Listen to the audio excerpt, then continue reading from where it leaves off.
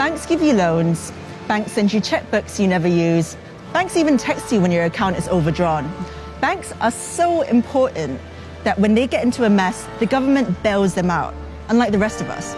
But did you know that the banks that exist today, maybe even the bank that you use, were built off the back of slavery? Empires of Dirt, a show about Europeans getting rich at the expense of everyone else. From 1619, 11 million African men, women, and children were stolen from their homes and put to work on the sugar, tobacco, and cotton plantations of America and the Caribbean. Their forced labor helped build Britain into a global superpower.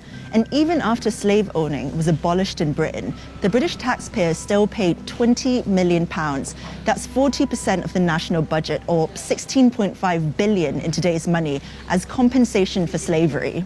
No, not to the slaves. The money went to the owners. Not a single penny was given to those who had been enslaved. The amount borrowed was so huge that the debt wasn't paid off until 2015, which means that if you paid tax at any point before that, your money went towards compensating slave owners. All four of the UK's largest high street banks have been linked to the slave trade by way of these compensation payments for their loss of human property. Barclays Bank was founded out of a merger with a colonial bank that helped fund the British Empire, and several senior Barclays bankers were involved in the slave trade. Through HSBC's merger with Midland Bank, one of its first managers, George Pollard, received £230,000 of today's money from British taxpayers as compensation. In exchange, he gave up 134 enslaved people on the Caribbean island of Nevis in the 1830s. The president of Lloyds Bank, John White Cater, also received compensation for estates in Jamaica in 1835. And 27 former members of the Bank of England were linked to slavery in the 18th and 19th centuries, including 11 former governors.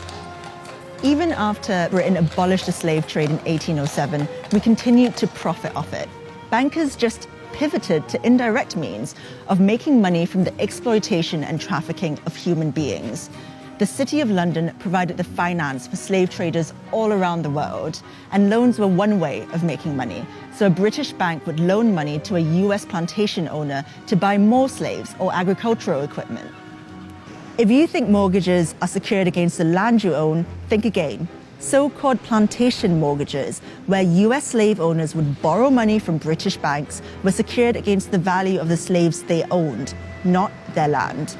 The Royal Bank of Scotland offered plantation mortgages. So did Barclays. These mortgages were then bundled into bonds and sold to investors all over the world. When the US slave owners made repayments, the people who owned those bonds made a small profit. The City of London has defined British wealth for hundreds of years. Money comes in and money goes out to countries all over the world, and our status as a global power rests on our financial institutions. But the labor that built many of these institutions was enslaved. Iconic buildings like the Guildhall in the heart of the City of London epitomise Britain's involvement with the slave trade.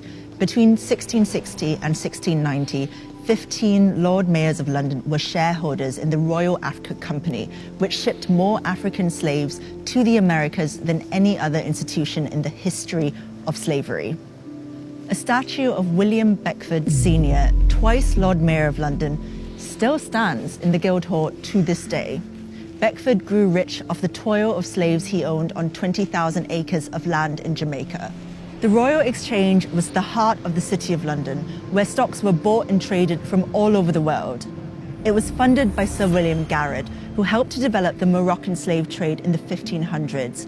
So the blood and toil of African slaves literally helped build the bricks of the City of London. Following the Black Lives Matter protests, the insurance company Lloyds of London agreed to pay reparations to black community groups for its involvement in the slave trade. Campaigners are calling on the banks to follow suit. So when you go to withdraw cash from an ATM, remember that it was your bank that was complicit all those years ago.